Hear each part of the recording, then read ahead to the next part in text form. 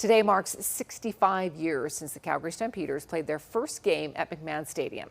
For decades, the stadium has been at the heart of Calgary's sports scene, hosting legendary victories, world-class events, and unforgettable cultural moments. Mark Villani takes a look back at the stadium's place in history.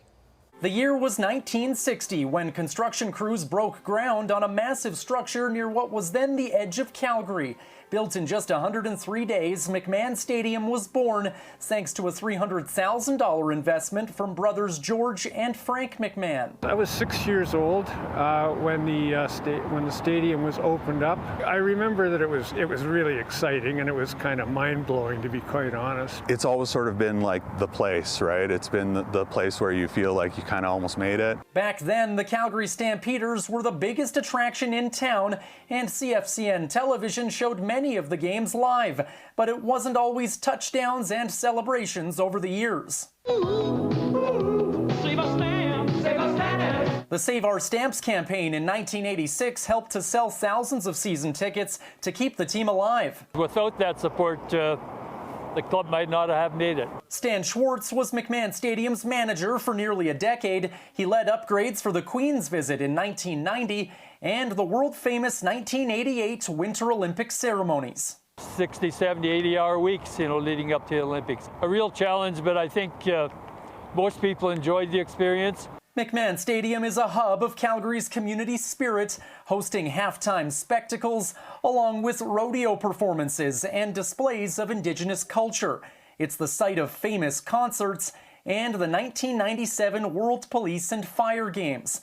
Today it's home to the UFC Dinos and the Calgary Wild FC pro women's soccer team.